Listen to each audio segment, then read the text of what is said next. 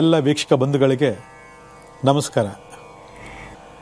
ಆಶ್ಲೇಷ ನಕ್ಷತ್ರ ಅಂದ್ರೇ ಎಲ್ಲರಲ್ಲೂ ಒಂದು ತಿರಸ್ಕಾರ ಮನೋಭಾವನೆ. ಯಾಕಂದರೆ ಅದು ಸರ್ಪ ನಕ್ಷತ್ರ, ಆ ನಕ್ಷತ್ರ ಸರಿ ಇಲ್ಲ, ಅಶುಭಕಾರಕ. ಇದರಲ್ಲಿ ಹುಟ್ಟುಬಿಟ್ಟು ಭಾಳ ಜನ ನಾವು ಪ್ರಾಬ್ಲಮ್ಗಳನ್ನ ಫೇಸ್ ಮಾಡ್ತಾ ಇದ್ದೀವಿ. ಸರಿಯಾದ ಸಮಯಕ್ಕೆ ಆರೋಗ್ಯ ಸರಿ ಇರೋದಿಲ್ಲ, ಸರಿಯಾದ ಸಮಯಕ್ಕೆ ಎಜುಕೇಷನ್ ಸರಿ ಇರೋದಿಲ್ಲ, ಸರಿಯಾದ ಸಮಯಕ್ಕೆ ಮದುವೆ ಆಗಲ್ಲ, ಮದುವೆ ಆದರೂ ಸರಿಯಾದ ಸಮಯಕ್ಕೆ ಮಕ್ಕಳಾಗಲ್ಲ. ಇವತ್ತು ಜೀವನದಲ್ಲಿ ನಾನಾ ರೀತಿಯಾಗಿರ್ತಕ್ಕಂಥ ದಾಂಪತ್ಯ ಒಡಕುಗಳು ಇವತ್ತು ನಾವು ಕಣ್ಣಾರೆ ಕಾಣ್ತಿದ್ದೀವಿ, ಅನುಭವಿಸ್ತಾ ಇದ್ದೀವಿ. ಸಂಬಂಧಗಳು ಛಿದ್ರ ಆಗ್ತಾ ಇದೆ. ಆರ್ಥಿಕ ಸ್ಥಿತಿಗತಿಗಳಲ್ಲಿ ಒಂದಷ್ಟು ಅಲ್ಲೋಲ ಕಲ್ಲೋಲ ಆಗ್ತಾ ಇದೆ. ಇವತ್ತು ನಾನಾ ರೀತಿಯಾದ ಸಂಕಷ್ಟಗಳನ್ನು ಅನುಭವಿಸ್ತಾ ಇದ್ದೀವಿ. ಈ ನಕ್ಷತ್ರ ಸವಸ ಬೇಡಪ್ಪ ಅಂತೇಳಿ ಇವತ್ತು ಭಾಳ ಜನ ಇವತ್ತು ತಾಯಂದಿರು, ತಂದೆಯಂದಿರು, ಕುಟುಂಬದಲ್ಲಿ ಕೆಲವು ಹೆಣ್ಣು ಮಕ್ಕಳು ಎಸ್ಪೆಷಲಿಗೆ ಇವತ್ತು ಭಾಳಷ್ಟು ನಮಗೆ ಮಾಹಿತಿಯನ್ನು ಕೊಡ್ತಾ ಇದ್ದಾರೆ. ಆದರೆ ಇದರ ಹಿನ್ನೆಲೆ ಏನು? ಯಾಕೆ ಈ ನಕ್ಷತ್ರದವರು ಈ ರೀತಿ ಹಲವಾರು ಸಮಸ್ಯೆಗಳು ಅನುಭವಿಸ್ತಾರೆ? ಇವರು ಇಡೀ ಜೀವನದಲ್ಲಿ ಇದೇ ರೀತಿ ಸಂಕಷ್ಟಗಳ ಸೆರೆಮಾಲೆ ಇರ್ತದೆ ಅಂತಂದರೆ ಖಂಡಿತ ಸಾಧ್ಯ ಇಲ್ಲ. ಯಾಕಂದರೆ ನಿರ್ದಿಷ್ಟವಾದಂತಹ ಕಾಲಮಾನಕ್ಕೆ ಕರ್ಮಫಲಗಳನ್ನು ನಾವು ಅನುಭವಿಸೇ ತೀರಬೇಕು. ಆದರೆ ಅದು ಪರಿಪೂರ್ಣವಾಗಿ ಇಡೀ ಜೀವನ ಪೂರ್ತಿ ಇರೋದಿಲ್ಲ. ಇದಂತೂ ಯಾರೂ ಒಪ್ಕೊಳ್ತಿರ್ತಕ್ಕಂಥ ಮಾತು. ಯಾಕಂದರೆ ಇವತ್ತು ನಾವು ಏನೋ ಒಂದು ಅನುಭವಿಸ್ತಾ ಇದ್ದೀವಿ ಅಂತಂದರೆ ಅದು ನಿರಂತರವಾದ ಪ್ರಕ್ರಿಯೆ ಆಗಿರ್ತದೆ, ಪರ್ಮನೆಂಟ್ ಆಗಿರ್ತದೆ. ಜೀವನದಲ್ಲಿ ನಮಗೆ ಇನ್ನು ಜೀವನನೇ ಬೇಡ ಅಂತಕ್ಕಂತಹ ಮನೋಭಾವನೆಯನ್ನು ನಾವು ಮೊದಲು ತೆಗೆದುಹಾಕಬೇಕು. ಪ್ರತಿಯೊಂದು ಸಂಖ್ಯೆಗೂ ಅಥವಾ ಪ್ರತಿಯೊಂದು ಗ್ರಹಕ್ಕೂ ನಿರ್ದಿಷ್ಟವಾದಂಥ ಒಂದು ಕಾಲಮಾನ ಇರ್ತದೆ. ಈಗ ಆ ಕಾಲಮಾನ ಲೆಕ್ಕಾಚಾರ ನೋಡಿದಾಗ ಸೂರ್ಯಾದಿ ಗ್ರಹದಿಂದ ಮಂಗಳನವರೆಗೂ ಕೂಡ ನಿರ್ದಿಷ್ಟವಾದಂಥ ಒಂದು ಟೈಮ್ ಇರ್ತದೆ. ಇಷ್ಟು ದಿವಸದಿಂದ ಇಷ್ಟು ದಿವಸ ತನಕ ಅದ್ರ ಪ್ರಭಾವ ಇರ್ತದೆ. ಅಷ್ಟು ಪ್ರಭಾವ ಮಾತ್ರ ನಮಗೆ ಗೊತ್ತಿಲ್ಲದೆ ಇದ್ದಾಗ ಅನುಭವಿಸ್ತೇವೆ ಹೊರತು ಗೊತ್ತಿದ್ದು ಯಾರು ಅನುಭವಿಸ್ಕೊಂಡು ಹೋಗೋಕ್ಕಾಗಲ್ಲ. ಯಾಕಂದರೆ ಜ್ಯೋತಿಷ್ ಶಾಸ್ತ್ರದಲ್ಲಿ, ಸಂಖ್ಯಾಶಾಸ್ತ್ರದಲ್ಲಿ ಅದರದೇ ಆದಂಥ ಒಂದು ರೆಮಿಡಿ, ಅದರದೇ ಆದಂಥ ಒಂದು ಪರಿಹಾರಗಳನ್ನು ಭಾಳ ಸ್ಪಷ್ಟವಾಗಿ ಉಲ್ಲೇಖ ಮಾಡಿದ್ದಾರೆ. ಆದರೆ ನಮಗೆ ಗೊತ್ತಿಲ್ಲದೆ ಅನುಭವಿಸ್ತಾ ಇದ್ದೀವಿ ಹೊರತು ಗೊತ್ತಾದ ಮೇಲೆ ಅದರ ಪರಿಹಾರ ಕ್ರಿಯೆಗಳನ್ನು ಮಾಡ್ಕೋಬೇಕು.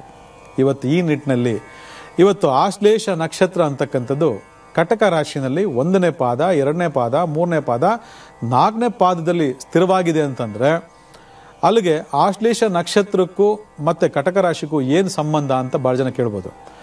ಆಶ್ಲೇಷ ನಕ್ಷತ್ರ ಸರ್ಪದ ಸಂಬಂಧಪಟ್ಟಂಥ ನಕ್ಷತ್ರ ಆಗಿದ್ರೂ ಕೂಡ ಇದು ಬಹಳ ಮೂಲತವಾಗಿ ಬುಧನ ನಕ್ಷತ್ರ.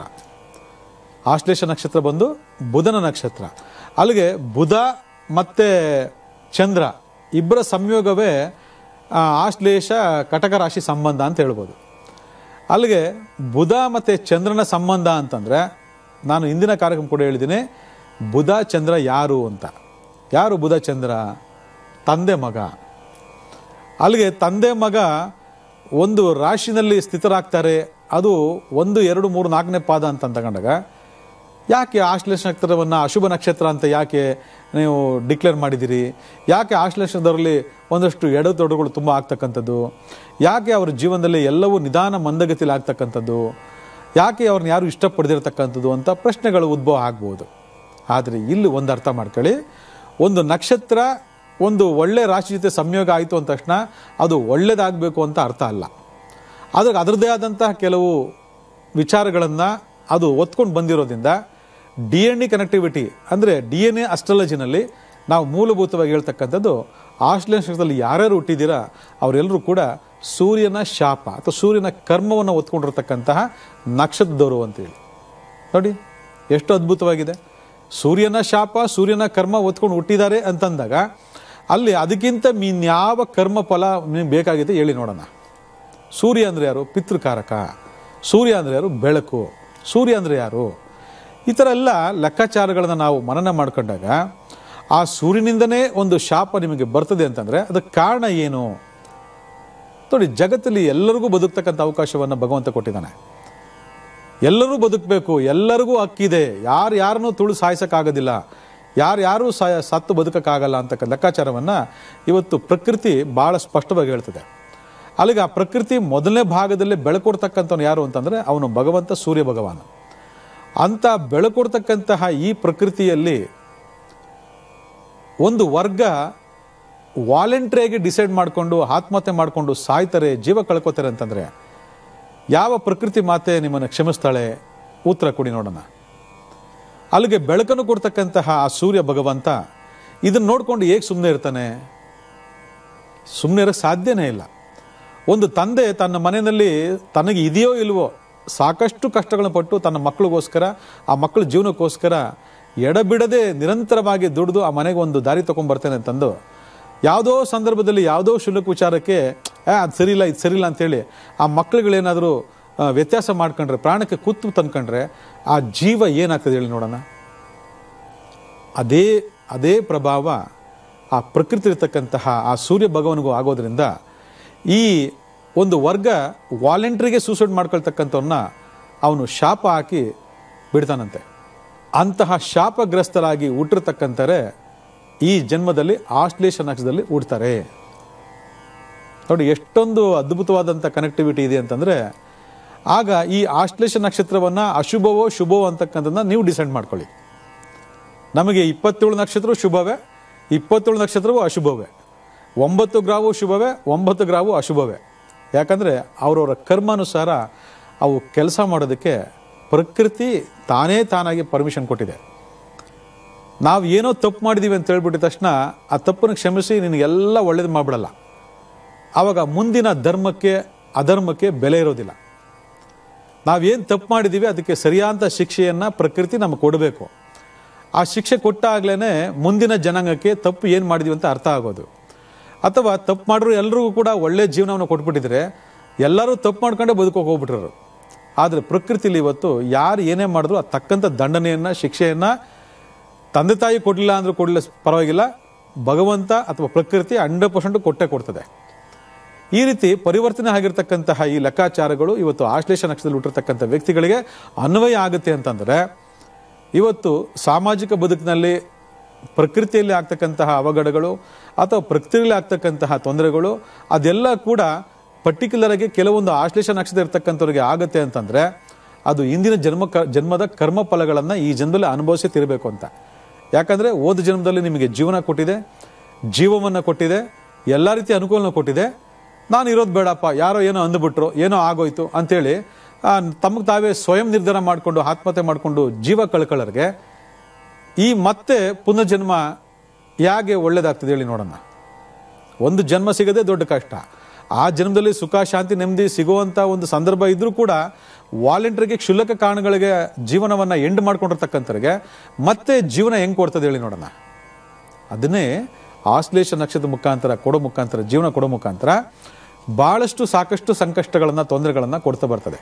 ಯಾಕಂದರೆ ಆಶ್ಲೇಷ ನಕ್ಷತ್ರ ಅಂದರೆ ಏನು ಅರ್ಥ ಗೊತ್ತಾ? ವಿಷವನ್ನು ಉಗುಳುವುದು ಅಂತ. ಆಶ್ಲೇಷ ನಕ್ಷತ್ರ ಅಂದರೆ ವಿಷವನ್ನು ಅತಿ ಶೀಘ್ರವಾಗಿ ಉಗುಳುವುದು ಅಂತ ಅರ್ಥ. ಅಂದರೆ ಅತಿ ವೇಗವಾಗಿ ವಿಷ ಏರುವುದು ಅಂತ ಅರ್ಥ. ಅದಕ್ಕೆ ಸರ್ಪ ನಕ್ಷತ್ರ ಅಂತೇಳಿ ಅದನ್ನು ಪ್ರಾಂಗಣ ಮಾಡೋದು. ಕಟಕ ರಾಶಿಲಿರೋದ್ರಿಂದ ಚಂದ್ರನ ಸಂಯೋಗ ಆಗಿರೋದ್ರಿಂದ ಬುಧ ಚಂದ್ರ ಸಂಯೋಗ ಅಂತಕ್ಕಂಥ ಬಂದಾಗ ಆ ನಕ್ಷತ್ರ ಇರ್ತಕ್ಕಂಥವ್ರಿಗೆ ನಾನು, ನನ್ನ ಕುಟುಂಬ, ನನ್ನ ಹೆಂಡತಿ, ನನ್ನ ಮಕ್ಕಳು, ನನ್ನ ಗಂಡ, ನನ್ನ ತಂದೆ, ನನ್ನ ತಾಯಿ, ನನ್ನ ಕುಟುಂಬ ಅಂತಕ್ಕಂಥ ಅಪಾರವಾದಂಥ ಪ್ರೀತಿ ಇರ್ತದೆ. ಆದರೆ ಎಲ್ಲೋ ಒಂದು ಕಡೆ ಆ ಕುಟುಂಬ ಸಂಬಂಧಪಟ್ಟಂಥ ವಿಚಾರಗಳಲ್ಲಿ ಅಥವಾ ತಾನು ಮಾಡ್ತಕ್ಕಂತಹ ಕೆಲಸ ಕಾರ್ಯಗಳಲ್ಲಿ, ವ್ಯವಹಾರಗಳಲ್ಲಿ ಒಂದು ತೃಪ್ತಿ ಅಂತಕ್ಕಂಥದ್ದು ಇರೋದೇ ಇಲ್ಲ. ಯಾಕಂದರೆ ಅಲ್ಲಿ ಶನಿಯ ದೃಷ್ಟಿ ಇರ್ತದೆ. ಬುಧ ಬಿಸ್ನೆಸ್ಗೆ, ಕಮ್ಯುನಿಕೇಷನ್ಸ್ಗೆ, ಪಬ್ಲಿಕ್ಗೆ ಅಧಿಪತಿ ಆಗಿದ್ರೂ ಕೂಡ, ಆಶ್ಲೇಷ ನಕ್ಷತ್ರ ಬುಧನಿಗೆ ಸಂಬಂಧಪಟ್ಟಂಥ ನಕ್ಷತ್ರ ಆಗಿದ್ರೂ ಕೂಡ ವ್ಯಾವಹಾರಿಕವಾಗಿ ಸಂಬಂಧ ವಿಚಾರದಲ್ಲಿ ಈ ದೋಷದ ತೀವ್ರತೆ ಇರೋದ್ರಿಂದ ಅಲ್ಲಿ ಯಾವುದೇ ಕಾರಣಕ್ಕೂ ಕುಟುಂಬದಲ್ಲೂ ತೃಪ್ತಿ ಇರೋದಿಲ್ಲ, ವ್ಯಾವಹಾರಿಕವಾಗಿ ತೃಪ್ತಿ ಇರೋದಿಲ್ಲ. ಇದು ಈ ನಕ್ಷತ್ರ ಇರತಕ್ಕಂತಹ ಒಂದು ಮೈನಸ್ ಪಾಯಿಂಟ್. ಆದರೆ ನಾನು ಎರಡೂ ಮಾಡ್ತಿಲ್ಲ, ನನಗೆ ಸಂಬಂಧಗಳೇ ಇಲ್ಲ ಅಂತಂದಾಗ ಅದರ ತೀವ್ರತೆ, ಅದರ ಪ್ರಭಾವವನ್ನು ನೀವು ಆ ನಕ್ಷತ್ರ ಹುಟ್ಟಿದಾಗ ಸರಿ ಮಾಡ್ಕೊಂಡಿಲ್ಲ ಅಂತ ಅರ್ಥ. ಒಂದು ಕಾಯಿಲೆ ಬಂದಾಗ ಮೊದಲನೇ ಭಾಗದಲ್ಲಿ ನೋಡ್ಕೊಂಡು ಸರಿ ಮಾಡ್ಕೊಂಡ್ಬಿಟ್ರೆ ಕಾಯಿಲೆ ಉಲ್ಬಣ ಆಗೋದಿಲ್ಲ ಮತ್ತು ಅದರ ತೀವ್ರತೆ ನಮಗೆ ಕಾಡೋದಿಲ್ಲ. ಇವತ್ತು ನೋಡೋಣ, ನಾಳೆ ನೋಡೋಣ, ನಾಳಿದ್ದು ನೋಡೋಣ, ಬರೋ ವರ್ಷ ನೋಡೋಣ ಅಂದ್ಕೊಂಡಿದ್ರೆ ಏನಾಗ್ತದೆ? ಅದು ದಿನ ದಿನ ಉಲ್ಬಣಗೊಂಡೇನಾಗುತ್ತೆ, ಬೃಹದಾಕಾರವಾಗಿ ಬೆಳೀತದೆ, ನಮ್ಮನ್ನೇ ನುಂಗು ಹಾಕುವಂಥ ಹಂತಕ್ಕೆ ಬಂದ್ಬಿಡ್ತದೆ.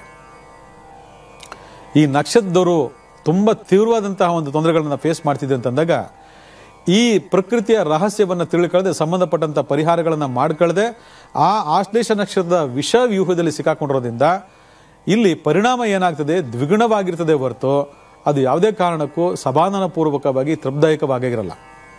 ಅದಕ್ಕೆ ವಿಶೇಷತಃ ಈ ಒಂದು ಸಂಖ್ಯೆಗಳು ಬಂದಾಗ ಅಥವಾ ಈ ನಕ್ಷತ್ರಗಳು ಬಂದಾಗ ಪ್ರತಿಯೊಬ್ಬರೂ ಕೂಡ ಇಲ್ಲಿ ಹೇಳ್ತಕ್ಕಂಥ ಪರಿಹಾರ ಕ್ರಿಯೆಗಳನ್ನು ಖಂಡಿತವಾಗಿ ಅಳವಡಿಸ್ಕೊಳ್ಬೇಕು.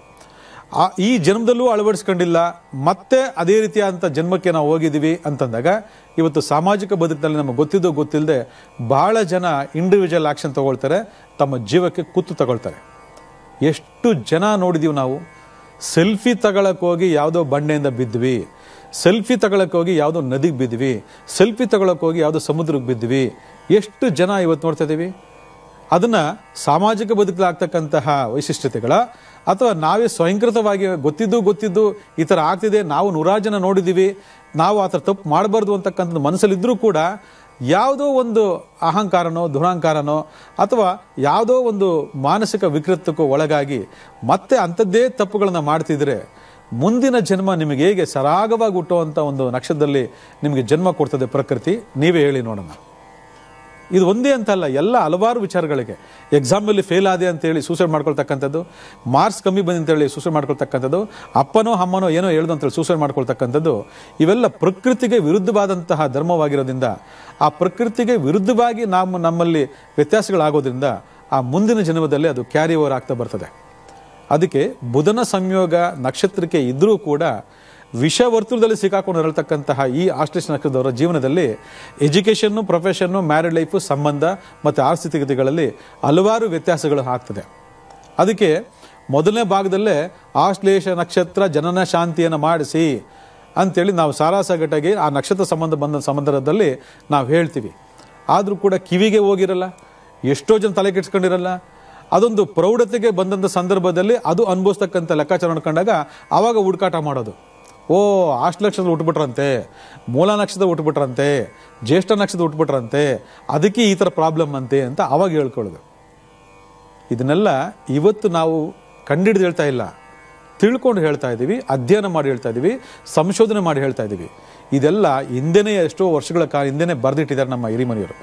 ಆದರೆ ಅದರ ಜ್ಞಾನೋದಯ ಇಲ್ದಿರತಕ್ಕಂಥ ಹಲವಾರು ಜನ ಹುಟ್ಟುಬಿಟ್ಟಿದ್ದೀವಿ, ಅನುಭವಿಸ್ತಾ ಇದ್ದೀವಿ, ನಮ್ಮ ಪ್ರಾರಬ್ಧ ಕರ್ಮ ಬಿಡಪ್ಪ ಅಂತೇಳಿ ಇವತ್ತು ಮಾಡ್ತಿದ್ದಾರೆ ಹೊರತು ಅದನ್ನು ಸರಿಪಡಿಸ್ಕೊಳ್ಳೋಣ ಹುಟ್ಟಿದ್ದೀವಿ, ಮುಂದಿನ ಜನರೇಷನ್ಗೆ ಅದನ್ನು ಒಂದು ಅನುಭವ ಪರಿಹಾರವನ್ನು ಕೊಡೋಣ ಅಂತಕ್ಕಂಥ ಮನಸ್ಥಿತಿ ಇವತ್ತು ನಮ್ಮಲ್ಲಿ ಎಷ್ಟೋ ಜನಕ್ಕೆ ಇಲ್ಲವೇ ಇಲ್ಲ. ಅದರಿಂದ ಇವತ್ತು ಬುಧನ ನಕ್ಷತ್ರ ಆಗಿರ್ತಕ್ಕಂತಹ ಈ ನಕ್ಷತ್ರ ಕೌಟುಂಬಿಕ ವಿಚಾರದಲ್ಲಿ ನಂದು ತಮ್ಮದು ಅಂತ ಪ್ರೀತಿ ಮಾಡಿದ್ರು ಕೂಡ ಆ ಸರಿಯಾದಂಥ ಪ್ರೀತಿ ಸಂಬಂಧಗಳಲ್ಲಿ ಇಲ್ಲದಿರೋದ್ರಿಂದ ಕೌಟುಂಬಿಕದಲ್ಲಿ ಬಹಳಷ್ಟು ನರಕಗಳನ್ನು ಅನುಭವಿಸ್ತಾ ಇದ್ದಾರೆ. ತೃಪ್ತಿ ಅನ್ನೋದೇ ಇಲ್ಲ ಕೆಲಸ ಕಾರ್ಯದಲ್ಲಿ. ಯಾಕಂದರೆ ಶನಿ ದೃಷ್ಟಿ ಇರ್ತದೆ ಅಲ್ಲಿ. ಕಟಕ ರಾಶಿಗೆ ಶನಿಯ ದೃಷ್ಟಿ ಇರ್ತದೆ ನೋಡಿ. ಈಗ ಶನಿ ಅವನು ಸ್ವಂತ ಕ್ಷೇತ್ರದಲ್ಲಿ ಇದ್ದಾನೆ, ಅಲ್ಲಿ ಮಕರದಲ್ಲೇ. ಅಲ್ಲಿಗೆ ಕಟಕ ರಾಶಿನಲ್ಲಿ ಮಕ್ಕಳು ಜನ್ಮ ತಾಳ್ತು ಅಂತ ಹೇಳಿದಾಗ ಅಲ್ಲಿ ಆಶ್ಲೇಷದಲ್ಲಿ ಹುಡ್ತು ಅಂತಂದಾಗ ನೇರವಾದಂಥ ಶನಿಯ ದೃಷ್ಟಿ ಇದ್ದೇ ಇರ್ತದೆ. ಈ ಥರ ಎಷ್ಟು ಜಾತಿಗಳು ಇಲ್ಲ ನಿಮ್ಮಲ್ಲಿ ಹೇಳಿ ನೋಡೋಣ. ಲಕ್ಷಾಂತರ ಜನ, ಕೋಟ್ಯಾಂತರ ಜನ ಈ ಒಂದು ಸಂಯೋಗದಲ್ಲಿ ಹುಟ್ಟಿರ್ತಾರೆ. ಅಲ್ಲಿಗೆ ಅವ್ರು ಎಲ್ಲರೂ ಕೂಡ ತೃಪ್ತಿಕರವಾದಂಥ ಬದುಕನ್ನು ಬಯಸಿದ್ರು ಕೂಡ ಆ ತೃಪ್ತಿದಾಯಕಂತ ಬದುಕು ಅಲ್ಲಿ ಸಿಗೋದಿಲ್ಲ. ಯಾಕಂದರೆ ಅಲ್ಲಿ ಶನಿಯ ದೃಷ್ಟಿ ಇರ್ತದೆ. ಶನಿ ದೃಷ್ಟಿಯಲ್ಲಿ ಇತ್ತು ಅಂತಂದಾಗ ಮಾರಕಾಧಿಪತಿ ಅಂತ ನಾವು ಹೇಳ್ತೀವಿ. ಅಲ್ಲಿಗೆ ಚಂದ್ರನಿಗೂ ಶನಿಗೂ ಆಗಲ್ಲ ಅಂತ ತಗೊಂಡಾಗ, ಆಶ್ಲೇಷ ನಕ್ಷತ್ರದಲ್ಲಿರ್ತಕ್ಕಂಥ ಬುಧನಿಗೂ ಚಂದ್ರನಿಗೂ ಆಗಲ್ಲ ಅಂತ ಲೆಕ್ಕ ತಗೊಂಡಾಗ ಅದರ ದೃಷ್ಟಿ ಕಾರಕತ್ವಗಳು ವಿಶೇಷವಾದಂಥ ದೃಷ್ಟಿಯನ್ನು ಬೀರೋದ್ರಿಂದ ಇಡೀ ಜೀವನದಲ್ಲಿ ಅದನ್ನು ಅರ್ಥ ಮಾಡಿಕೊಂಡು ಸರಿ ಮಾಡ್ಕೊಳ್ದೇ ಇದ್ದಾಗ ಒಂದಕ್ಕಿಂತ ಒಂದು ತೊಂದರೆಗಳು ಆಗ್ತಾನೇ ಇರ್ತದೆ. ಅದಕ್ಕೆ ಸೂರ್ಯನ ಶಾಪವನ್ನು ಫಸ್ಟ್ ನಿವೃತ್ತಿ ಮಾಡ್ಕೋಬೇಕು. ಯಾರು ಆಶ್ಲೇಷ ನಕ್ಷತ್ರದಲ್ಲಿ ಹುಟ್ಟಿರತಕ್ಕಂತಹ ವ್ಯಕ್ತಿಗಳು, ಅದು ಗಂಡಾಗಿರ್ಬೋದು, ಹೆಣ್ಣಾಗಿರ್ಬೋದು, ದೊಡ್ಡವರಾಗಿರ್ಬೋದು, ಚಿಕ್ಕರಾಗಿರ್ಬೋದು, ಯಾರೇ ಆಗಿರಲಿ, ಮೊದಲು ಸೂರ್ಯನ ದೋಷವನ್ನು ನಿವೃತ್ತಿ ಮಾಡ್ಕೋಬೇಕು. ನೋಡಿ ಎಷ್ಟು ಅದ್ಭುತವಾಗಿದೆ ಲೆಕ್ಕಾಚಾರ. Very simple. ನಮ್ಗೆ ಗೊತ್ತಿರಲ್ಲ, ಅಷ್ಟೇ ರೂಟ್ ಗೊತ್ತಿರಲ್ಲ, ನಾವು ಅದನ್ನು ಅನುಭವಿಸ್ಕೊಂಡು ಹೋಗ್ತಾ ಇದ್ದೀವಿ. ನಮ್ಮ ಪ್ರಾರಬ್ಧ ಕರ್ಮ ಅನುಭವಿಸ್ಬೇಕಂತಪ್ಪ, ಈ ನಕ್ಷತ್ರ ಹುಟ್ಬಿಟ್ರೆ ಈಗ ಆಗ್ಬಿಡುತ್ತಪ್ಪ ಅಂತ ಆ ಮನೋಭಾವನೆಯಲ್ಲಿ ಇರ್ತಿರೋ ಹೊರತು ಅದಕ್ಕೊಂದು ಅದ್ಭುತವಾದಂಥ ಪರಿಹಾರಗಳಿದ್ದಾವೆ, ಸರಳವಾದಂಥ ಸುಲಭವಾದಂಥ ಪರಿಹಾರಗಳಿದ್ದಾವೆ. ಆ ಆಶ್ಲೇಷ ನಕ್ಷತ್ರದ ನೆಗೆಟಿವಿಟಿಯನ್ನು ಪಾಸಿಟಿವ್ ಆಗಿ ಪರಿವರ್ತನೆ ಮಾಡ್ತಕ್ಕಂತಹ ಒಂದು ಮಾರ್ಗ ಜ್ಯೋತಿಷಾಸ್ತ್ರದಲ್ಲಿ ಇದೆ ಅಂತಂದರೆ ಅದನ್ನು ತಿಳ್ಕೊಳ್ದೇ ಇರೋದು ನಿಮ್ಮ ತಪ್ಪು. ಆದರೆ ನಾವು ಕರ್ತವ್ಯಪೂರ್ವಕವಾಗಿ ಇವತ್ತು ನಾವು ಹೇಳ್ತಾ ಇದ್ವಿ ಕಾರ್ಯಕ್ರಮ ಮುಖಾಂತರ ನಮ್ಮ ಈ ವೇದಿಕೆಯಲ್ಲಿ. ಅದರಿಂದ ಪರಿವರ್ತನೆ ಜಗದ ನಿಯಮ, ಪರಿವರ್ತನೆ ಎಲ್ಲರಲ್ಲೂ ಆಗಬೇಕು. ಆದರೆ ಅದರ ರೂಟು ಮಾರ್ಗಗಳನ್ನು ತಿಳ್ಕೊಂಡಾಗ ಮಾತ್ರ ಸಾಧ್ಯ. ಆ ಮಾರ್ಗವನ್ನು ಇವತ್ತು ನಾವು ಹೇಳ್ಕೊಡ್ತಾ ಇದ್ದೀವಿ. ಅದನ್ನು ಮಾಡ್ಕೊಳ್ಳೋದಕ್ಕೆ ನೀವೇನು ಮಾಡಬೇಕು, ಆಶ್ಲೇಷ ನಕ್ಷತ್ರದ ಪರಿವರ್ತನೆ ಆಗಬೇಕು ಅಂದಾಗ ಮೊದಲು ಮಾಡಬೇಕಾಗಿರೋದೇನಪ್ಪ ಅಂದರೆ ಈ ಪಿತೃ ಸಂಬಂಧಪಟ್ಟಂಥ ಲೆಕ್ಕಾಚಾರದಲ್ಲಿ ಪಿತೃಗಳಿಗೆ ಗೌರವವನ್ನು ಕೊಡ್ತಕ್ಕಂಥದ್ದು, ಮರ್ಯಾದೆಯನ್ನು ಕೊಡ್ತಕ್ಕಂಥದ್ದು, ತಂದೆಯನ್ನು ಅತಿ ಹೆಚ್ಚಾಗಿ ಪ್ರೀತಿ ಮಾಡಬೇಕಾಗಿರ್ತಕ್ಕಂಥದ್ದು. ಅದಾದ ಮೇಲೆ ಮನೆ ಸಂಬಂಧಪಟ್ಟಂಥ ವಿಚಾರ ತಗೊಂಡಾಗ ಯಾರ್ಯಾರು ಈ ನಕ್ಷತ್ರದಲ್ಲಿ ಹುಟ್ಟಿದ್ದೀರಾ ಪೂರ್ವ ದಿಕ್ಕಿನಲ್ಲಿ ಒಂದು ಸೂರ್ಯನ ಪಟವನ್ನು ಮಷ ಸುಡ್ಡು ಅಲ್ಲಿ ಹಾಕಬೇಕಾಗಿರ್ತಕ್ಕಂಥದ್ದು. ಅದೇ ರೀತಿ ಆ ಒಂದು ಭಾಗಕ್ಕೆ ಕೇಸರಿ ಬಣ್ಣವನ್ನು ಪೇಂಟಿಂಗ್ ಮಾಡ್ತಕ್ಕಂಥದ್ದು. ಇದು ಮಷ ಸುಡ್ಡು ಮೊದಲು ಮಾಡಬೇಕಾಗಿರ್ತಕ್ಕಂತಹ ಕುಟುಂಬ ಪರಿಹಾರ. ಒಂದು ಬಣ್ಣ ಹೊಡ್ತಕ್ಕಂಥದ್ದು ಕೂಡ ಒಂದು ಕುಟುಂಬ ಪರಿಹಾರ. ಯಾಕಂದರೆ ಯಾವುದಕ್ಕೆ ಯಾವುದು ಬೇಕೋ ಅದನ್ನೇ ಮಾತ್ರ ನಾವು ಕೊಡಬೇಕು. ಆವಾಗ ಆ ಸಂಬಂಧಪಟ್ಟಂತಹ ಗ್ರಹ ಸಂಬಂಧಪಟ್ಟ ವಿಚಾರಗಳು ಆಕ್ಟಿವೇಟ್ ಆಗ್ತದೆ. ಇದನ್ನು ನಾವು ಆಶ್ಲೇಷ ನಕ್ಷತ್ರ ಆಕ್ಟಿವೇಶನ್ ಅಂತ ನಾವು ಕರಿತೀವಿ. ಯಾವುದು ಈ DNA ಅಸ್ಟ್ರಾಲಜಿನಲ್ಲಿ. ಇದಾದ ಮೇಲೆ ವಿಶೇಷವಾಗಿ ಇನ್ನೊಂದು ಏನಪ್ಪ ಅಂತಂದರೆ ಸೂರ್ಯದಾನ, ಸೂರ್ಯನ ಪೂಜೆ, ಸೂರ್ಯನಿಗೆ ಅರ್ಘ್ಯವನ್ನು ನೀಡತಕ್ಕಂಥದ್ದ ಪ್ರತಿಯೊಬ್ಬರು ಮಾಡಬೇಕು. ಯಾಕಂದರೆ ಸೂರ್ಯ ಪ್ರತ್ಯಕ್ಷ ದೈವ, ಬೆಳಕು ಕೊಡ್ತಕ್ಕಂಥದ್ದು. ಈ ಮುಖಕ್ಕೆ ಸೂರ್ಯನೇ ಅಧಿಪತಿ, ಕಣ್ಣಿನ ಕಾಂತಿಗೆ ಅವನೇ ಅಧಿಪತಿ. ಹಾಗಿದ್ದಾಗ ದಿನ ಅವನು ಹುಡ್ತಾನೆ ಬಿಡಿ, ಸಾವಿರಾರು ವರ್ಷಗಳಿಂದ ಹುಡ್ತಾ ಇದ್ದಾರೆ, ನಮ್ಮ ಪಾಡನ್ನ ಹೋಗೋಣ ಮಾಡೋಣ ಅಂತಂದರೆ ಅದು ಪ್ರಯೋಜನ ಇಲ್ಲ. ಯಾಕಂದರೆ ಈ ಭೂಮಿ ಮೇಲೆ ನಾವು ಹುಟ್ಟಿದ ಮೇಲೆ, ನಾನು ಹೇಳಿದ್ದೀನಿ ಹಿಂದಿನ ಕಾರ್ಯಕ್ರಮದಲ್ಲಿ, ಭೂಮಿಯನ್ನು ಮುಟ್ಟಿ ನಮಸ್ಕಾರ ಮಾಡಬೇಕು. ನಮಗೆ ಭಗವಂತ ಈ ಭೂಮಿಯಲ್ಲಿ ಬಾಳ್ತಕ್ಕಂಥ ಅದೃಷ್ಟವನ್ನು ನಮಗೆ ಕೊಟ್ಟಿದ್ದಾನೆ, ಅದಕ್ಕೆ ನಾವು ಕೃತಜ್ಞರಾಗಿರಬೇಕು. ಹಾಗೆ ಭೂಮಿಗೆ ಬೆಳಕನ್ನು ಕೊಡ್ತಕ್ಕಂತಹ ಆ ಸೂರ್ಯದೇವ ತನ್ನ ಕರ್ತವ್ಯವನ್ನು ಪ್ರತಿನಿತ್ಯ ಪ್ರಾಮಾಣಿಕವಾಗಿ ಮಾಡ್ತಾ ಇದ್ದಾನೆ. ಅಂಥ ಪ್ರಾಮಾಣಿಕತೆಯಲ್ಲಿ ನಾವು ಹುಟ್ಟಿದಾಗ ಆ ಸೂರ್ಯದೇವನು ಕೂಡ ನಮಿಸಬೇಕು ಅಂತಕ್ಕಂಥದ್ದು. ಆಗ ಈ ಪಿತೃ ಸಂಬಂಧಪಟ್ಟಂಥ ದೋಷಗಳು, ಸೂರ್ಯನಿಂದ ಶಪಿಸಲ್ಪಟ್ಟಂತಹ ಈ ಆಶ್ಲೇಷ ನಕ್ಷತ್ರದ ಸಂಬಂಧಪಟ್ಟಂಥ ದೋಷಗಳು ಕೂಡ ಸಂಪೂರ್ಣವಾಗಿ ಬಿಡುಗಡೆ ಆಗ್ತದೆ. ಅದು ಯಾವಾಗ? ಒಂದ್ಸರಿ ಮಾಡಿಬಿಟ್ರೆ ಸಾಕಾ ಅಂತ ಭಾಳ ಜನ ಮೆಸೇಜ್ಗಳು ಮಾಡಿದ್ದೀರಾ. ಒಂದ್ಸರಿ ಮಾಡಿಬಿಟ್ರೆ ಸಾಕಲ್ಲ, ಅನವರತವಾಗಿ ಒಂದ್ಸರಿ ಊಟ ಮಾಡಿದ್ರೆ ಪರವಾಗಿಲ್ಲ. ಹುಡ್ದಾಗಿಂದ ಸಾಯೋವರೆಗೂ ಹೆಂಗೆ ಊಟ ನೀರು ಕುಡಿತೀರೋ ಅದೇ ರೀತಿ ಈ ಪ್ರಕೃತಿಯಲ್ಲಿ ನಾವು ಹುಟ್ಟಿ ನಾವು ಬಾಳ್ತಾ ಇದ್ದೀವಿ, ಬದುಕ್ತಾ ಇದ್ದೀವಿ ಅಂತಂದಾಗ, ಚೆನ್ನಾಗಿ ಬದುಕಬೇಕು ಅಂದಾಗ ಆ ಪ್ರಕೃತಿಯ ಮಾತೆಯರಾಗಿರ್ತಕ್ಕಂತಹ ಸೂರ್ಯದೇವನನ್ನು, ಚಂದ್ರದೇವನನ್ನು, ಆ ಭೂಮಿಯನ್ನು ನಾವು ಮುಟ್ಟಿ ನಮಸ್ಕಾರ ಮಾಡಿ ನಾವು ಶರಣಾಗತಿ ಆಗಬೇಕು. ಇದು ಪ್ರಕೃತಿ ಹೇಳ್ತಕ್ಕಂತಹ ಅದ್ಭುತವಾಗಿರ್ತಕ್ಕಂಥ ಒಂದು ಧರ್ಮ. ಅದಾದ ಮೇಲೆ ವಿಶೇಷವಾಗಿ ನಾಗನ ಸಂಬಂಧಪಟ್ಟಂತಹ ಎಲ್ಲ ರೀತಿಯಾಗಿರ್ತಕ್ಕಂಥ ಕರ್ಮಾಂಗಗಳನ್ನು ಕೂಡ ನಾವು ಮಾಡಬೇಕಾಗ್ತದೆ. ಯಾಕಂದರೆ ನಾಗ ಯಾಕೆ ಬಂದ ಇಲ್ಲಿ ಅಂತ ಕೇಳ್ಬೋದು ನೀವು. ನಾಗ ಯಾಕೆ ಬಂದ ಅಂದರೆ ಆಶ್ಲೇಷ ನಕ್ಷತ್ರ ಸರ್ಪಕ್ಕೆ ಸಂಬಂಧಪಟ್ಟಂಥ ನಕ್ಷತ್ರ. ಅಲ್ಲಿಗೆ ಸರ್ಪದ ಪ್ರಭಾವ ಈ ಮೃತಂದಾಗ ನಾಗನಿಗೆ ಸಂಬಂಧಪಟ್ಟಂತಹ ಪರಿಹಾರಗಳನ್ನು ಕೂಡ ನಾವು ಮಾಡ್ಕೋಬೇಕಾಗತ್ತೆ. ಆಶ್ಲೇಷ ನಕ್ಷತ್ರ ಸರ್ಪಕ್ಕೆ ಸಂಬಂಧಪಟ್ಟ ನಕ್ಷತ್ರ ಅಂತ ಯಾಕೆ ಹೇಳ್ತೀವಿ ಅಂದರೆ, ಆಶ್ಲೇಷ ನಕ್ಷತ್ರಕ್ಕೆ ಅಧಿದೇವತೆ ಯಾರು ಅಂತಂದರೆ ನಾಗದೇವತೆ. ನಾಗದೇವತೆ ಅಂದ ತಕ್ಷಣ ಇದು ಆಶ್ಲೇಷ ಸರ್ಪ ನಕ್ಷತ್ರ ಆಗ್ಬಿಡೋದಿಲ್ಲ, ಆದರೆ ಇದು ಬುಧನ ನಕ್ಷತ್ರ. ಇದನ್ನು ಪ್ರತಿಯೊಬ್ಬರು ಅರ್ಥ ಮಾಡ್ಕೋಬೇಕು. ಅದರಿಂದ ಆಶ್ಲೇಷ ನಕ್ಷತ್ರದಲ್ಲಿ ಹುಟ್ಟಿರ್ತಕ್ಕಂಥವ್ರು ವಿಶೇಷವಾಗಿ ನಾಗ ಸಂಬಂಧಪಟ್ಟಂಥ ಕ್ಷೇತ್ರಗಳಿಗೆ ಭೇಟಿ ಕೊಡ್ತಕ್ಕಂಥದ್ದು, ನಾಗದೇವತೆಗಳ ಅನುಗ್ರಹಕ್ಕೆ ಪಾತ್ರರಾಗ್ತಕ್ಕಂಥದ್ದು, ನಾಗದೇವತೆಗಳ ಸೇವೆಯನ್ನು ಮಾಡ್ತಕ್ಕಂಥದ್ದು, ನಾಗದೇವತೆಗಳ ವ್ರತವನ್ನು ಮಾಡ್ತಕ್ಕಂಥದ್ದು ಇಡೀ ಜೀವನದಲ್ಲಿ ಆಗ್ತಕ್ಕಂತಹ ಹಲವಾರು ತೊಂದರೆಗಳನ್ನು ನಾವು ತಪ್ಪಿಸ್ಕೊಂಡು ಬರೋದಕ್ಕೆ ಆ ಆಶ್ಲೇಷ ನಕ್ಷತ್ರ ಅಧಿದೇವತೆಗಳಾದ ನಾಗದೇವತೆಗಳು ನಮಗೆ ಹರಿಸ್ತಾರೆ, ಆಶೀರ್ವಾದ ಮಾಡ್ತಾರೆ, ಅನುಗ್ರಹ ಕೊಡ್ತಾರೆ, ರಕ್ಷಣೆಯನ್ನು ಕೊಡ್ತಾರೆ. ಇದನ್ನು ಪ್ರತಿಯೊಬ್ಬರು ಮಾಡಬೇಕಾಗಿರೋದು ನಿಮ್ಮ ಕರ್ತವ್ಯ. ಅದರಲ್ಲಿ ಯಾರಿಗಾದರೂ ಮಕ್ಕಳಿಗೆ ಕುಡಿಯೋದಕ್ಕೆ ಹಾಲಿಲ್ಲ ಅಂತಂದಾಗ, ಅದೇನಾದರೂ ನಿಮಗೆ ಮನವರಿಕೆ ಆಯಿತು, ಗೊತ್ತಾಯಿತು ಅಂದಾಗ ಅದಕ್ಕೆ ಬೇಕಾದಂತಹ ವ್ಯವಸ್ಥೆಯನ್ನು ಮಾಡ್ತಕ್ಕಂಥದ್ದು ಈ ಆಶ್ಲೇಷ ನಕ್ಷತ್ರದವರಿಗೆ ಬಹಳ ಅದ್ಭುತವಾಗಿರ್ತಕ್ಕಂಥ ಪರಿಹಾರಗಳಲ್ಲಿ ಬಹಳ ಮುಖ್ಯವಾಗಿರ್ತಕ್ಕಂಥ ಪರಿಹಾರ ಆಗ್ತದೆ. ಇದನ್ನು ನೋಡ್ಕೊಳ್ಳಿ. ಇದಾದಮೇಲೆ ವಿಶೇಷವಾಗಿ ಯೋಗ, ಮೆಡಿಟೇಷನ್ಸು ಇದನ್ನು ತುಂಬ ಮಾಡಬೇಕಾಗ್ತದೆ. ಪ್ರಕೃತಿ ಚಿಕಿತ್ಸೆಯನ್ನು ಅಳವಡಿಸ್ಕೊಳ್ಬೇಕಾಗ್ತದೆ. ಇದು ಆರೋಗ್ಯ ದೃಷ್ಟಿಯಿಂದ ಬಹಳ ಶ್ರೇಯಸ್ಕರ. ಯಾಕಂದರೆ ಒಂದು ವಿಷವನ್ನು ನಾವು ಇಟ್ಕೊಂಡಿದ್ದೀವಿ ಒಳಗಡೆ ಅಂತಂದಾಗ ಅದಕ್ಕೆ ಪ್ರಾರಬ್ಧ ಕರ್ಮದ ಬಂದಿರತಕ್ಕಂಥದ್ದು ಹೊರತು ನಾವು ಸಂಪಾದನೆ ಮಾಡತಕ್ಕಂಥದ್ದಲ್ಲ. ಅದು ಆ ಪ್ರಾರಬ್ಧ ಕರ್ಮಕ್ಕೆ ಸಂಬಂಧಪಟ್ಟಂತಹ ಚಿಕಿತ್ಸೆ ಮಾನಸಿಕವಾಗಿ, ದೈಹಿಕವಾಗಿ ಒಬ್ಬ ವ್ಯಕ್ತಿಗೆ ಬೇಕಾಗಿರೋದ್ರಿಂದ ಈ ಆಶ್ಲೇಷ ನಕ್ಷತ್ರ ಹುಟ್ಟಿರ್ತಕ್ಕಂಥವ್ರು ಮಶ್ಶುಡು ಭಾಳ ಮುಖ್ಯವಾಗಿ ಯೋಗ, ಧ್ಯಾನ, ಮೆಡಿಟೇಷನ್ಸ್ ಮಾಡ್ಕೊಳ್ಳೋ ಜೊತೆಗೆ ಆಗಾಗ 6 ತಿಂಗಳಿಗೆ ಅದು 1 ವರ್ಷಕ್ಕೆ ಒಂದು ಸರಿ ಆದರೂ ಈ ಪ್ರಕೃತಿ ಚಿಕಿತ್ಸೆಯನ್ನು ಅವಲಂಬಿಸಿರತಕ್ಕಂಥದ್ದು ಅಥವಾ ಪ್ರಕೃತಿ ಚಿಕಿತ್ಸೆಯನ್ನು ತಗೊಳ್ತಕ್ಕಂಥದ್ದು ಬಹಳ ಬಹಳ ಶ್ರೇಷ್ಠವಾದಂತಹ ಒಂದು ಯೋಗ ಪರಿಹಾರ ಅಂತಂದರೆ ಅದನ್ನು ನೀವೆಲ್ಲ ಮಾಡ್ಕೋಬೇಕಾಗ್ತದೆ. ಇನ್ನು ನೆಕ್ಸ್ಟು ಸಮುದ್ರಕ್ಕೆ ಯಾವುದಾದ್ರು ಸಂದರ್ಭದಲ್ಲಿ ಸಮುದ್ರಕ್ಕೆ ಹೋದಾಗ, ಅದು ಎಸ್ಪೆಷಲಿಗೆ ಗುರುವಾರ ದಿವಸ ಅಥವಾ ಮಂಗಳವಾರ ದಿವಸ ಅಥವಾ ಶುಕ್ರ ದಿವಸ ಹೋದಾಗ ಒಂದು ಅರ್ಧ ಲೀಟ್ರು ಹಾಲನ್ನು ಅಥವಾ 1 ಲೀಟರ್ ಹಾಲನ್ನು ಸಮುದ್ರಕ್ಕೆ ಸುರಿತಕ್ಕಂಥದ್ದು ಭಾಳ ಸರ್ವಶ್ರೇಷ್ಠವಾದಂತಹ ಅನುಗ್ರಹಕ್ಕೆ ಪಾತ್ರ ಆಗ್ತೀರಂತಂದರೆ ಈಗೂ ಉಂಟಾ ಅಂತ ನೀವು ಭಾಳ ಜನ ಕೇಳ್ಬೋದು. ಎಸ್, ಈಗೂ ಉಂಟು. ಯಾಕಂದರೆ ಕೆಲವು ಸರಳವಾದಂಥ ಸುಲಭವಾದಂಥ ಪರಿಹಾರಗಳು ನಮ್ಮನ್ನು ಎಲ್ಲೋ ತಗೊಂಡೋಗಿ ಬಿಟ್ಬಿಡ್ತದೆ. ನಮಗೆ ಗೊತ್ತೇ ಇರೋದಿಲ್ಲ, ನಮ್ದು ಏನೋ ಒಂದು ಆಗಬೇಕು ಅಂತ ಇರ್ತದೆ. ಇದೊಂದು ಸಣ್ಣ ರೆಮಿಡಿ ನಾವು ಮಾಡ್ಕೊಂಡಿದ ತಕ್ಷಣ ಆಟೋಮೆಟಿಕಲ್ಲಿ ಚೇಂಜ್ ಆಗಿಬಿಟ್ಟಿರ್ತದೆ. ಆದ್ದರಿಂದ ಇದನ್ನು ಮಾಡ್ಕೊಳ್ತಕ್ಕಂಥದ್ದು ಸರ್ವಶ್ರೇಷ್ಠವಾಗಿರೋ ಪರಿಹಾರ. ಅದಾದ ಮೇಲೆ ವಿಶೇಷವಾಗಿ ನಿಮಗೆಲ್ಲಾದರೂ 4 ಮುಖದ ರುದ್ರಾಕ್ಷಿ ಏನು ಸಿಕ್ತು ಅಂತಂದಾಗ ಅದನ್ನು ಗಂಟಲಿನ ಭಾಗ ಟಚ್ ಆಗೋ ಥರ ಒಂದು ಕಪ್ಪು ದಾರದಲ್ಲಿ ಹಾಕೊಳ್ತಕ್ಕಂಥದ್ದು ಮತ್ತೊಂದು ಸರ್ವಶ್ರೇಷ್ಠವಾಗಿರೋ ಪರಿಹಾರ. ಯಾಕಂದರೆ ರುದ್ರ ಅಂದ ತಕ್ಷಣವೇ ನಿಮಗೆಲ್ಲ ಗೊತ್ತಿರ್ಬೋದು ಅವನು ಶಿವ ಅಂತೇಳಿ. ಶಿವ ರುದ್ರ ಕಂಠಕ್ಕೆ ಇದ್ದಾನೆ ಅಂತಂದರೆ ಅಲ್ಲಿ ಅವನ ಸಂಪೂರ್ಣವಾದ ರಕ್ಷಣೆ ಅವನಿಗಿರುತ್ತೆ ಅಂತೇಳಿ ಅರ್ಥ. ಅದರಿಂದ ಈ ನಕ್ಷತ್ರದಲ್ಲಿರ್ತಕ್ಕಂಥವ್ರು ಈ ರೀತಿ ಎಲ್ಲ ವಿಶಿಷ್ಟವಾಗಿರ್ತಕ್ಕಂಥ ಪರಿಹಾರಗಳನ್ನು ಮಾಡಿಕೊಂಡು ಈ ಜನ್ಮದಲ್ಲಿ ಹುಟ್ಟಿದ್ದು ಆ ಕರ್ಮ ಫಲಗಳು ನಿವಾರಣೆ ಆಯಿತು ಅಂದಾಗ ಮುಂದಿನ ದಿನದಲ್ಲಿ ಸರ್ವಶ್ರೇಷ್ಠವಾದಂಥ ನಕ್ಷತ್ರ ಗ್ರಹಗಳಲ್ಲಿ ನಿಮ್ಮ ಜನ್ಮ ಆಗ್ತದೆ. ಆಗ ಎಲ್ಲ ರೀತಿಯ ಸುಖ ಸಂತೋಷ ಭೋಗಭಾಗ್ಯಗಳನ್ನು ಪಡಿತಕ್ಕಂಥದ್ದು ದೇವ್ರು ನಿಮ್ಗೆ ಮಾಡಿಕೊಡ್ತಕ್ಕಂಥ ಒಂದು ವರದಾನ ಆಗ್ತದೆ. ಆದರೆ ಕರ್ಮ ಫಲಗಳು ಇತ್ತು ಅಂದಾಗ ಅದು ಮತ್ತೆ ಪುನರಾವರ್ತನೆ ಆಗ್ತಿರ್ತದೆ. ಅದಕ್ಕೆ ಹೇಳೋದು ಪುನರುಪಿ ಜನನ ಪುನರುಪಿ ಮರಣಂ ಅಂತೇಳಿ. ಅದು ಆಗಬಾರ್ದು, ತಪ್ಪಿಸ್ಕೋಬೇಕು, ಮೋಕ್ಷಕ್ಕೆ ಹೋಗಬೇಕು ಅಂತಂದಾಗ ಎಲ್ಲ ಪರಿಹಾರಗಳನ್ನು ಮಾಡ್ಕೊಳ್ಳಿ, ಒಳ್ಳೆಯದಾಗ್ತದೆ.